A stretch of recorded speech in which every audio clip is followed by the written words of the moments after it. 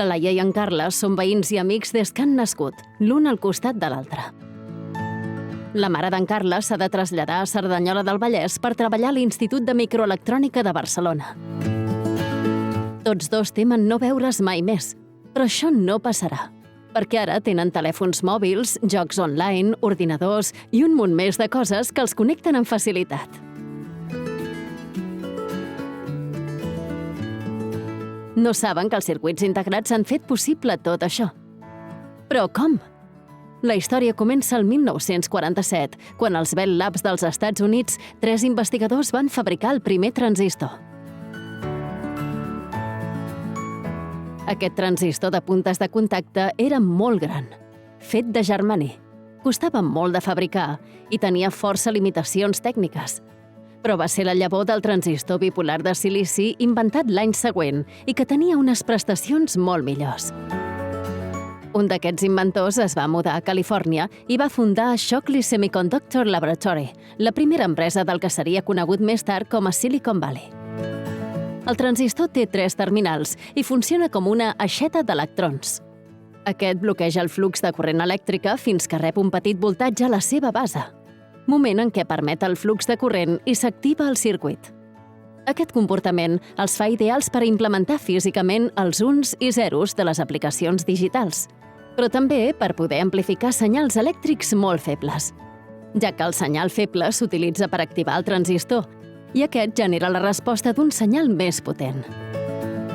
Aquesta història va començar abans amb la invenció del telèfon i la necessitat de realitzar trucades a llarga distància. Les encarregades de permetre això eren les vàlvules de buit, però eren massa grans i molt poc eficients, i força sovint fallaven o es fonien. Els primers transistors resolien aquest problema i van ser la base de les primeres ràdios de butxaca.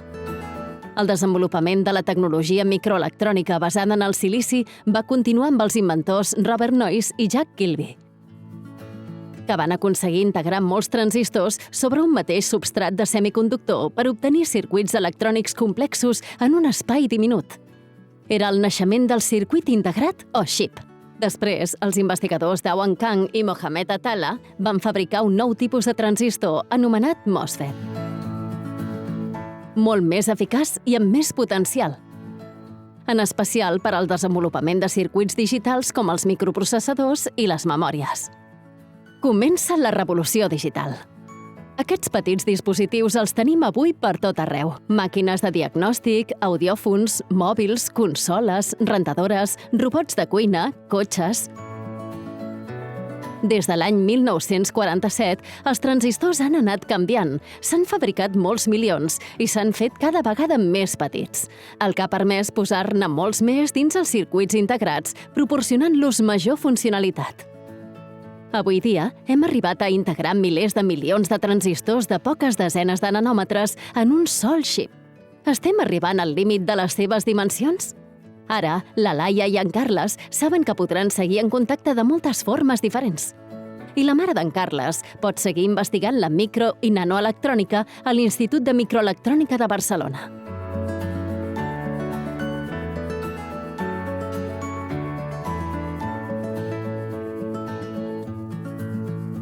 Qui sap si el següent descobriment el podries fer tu?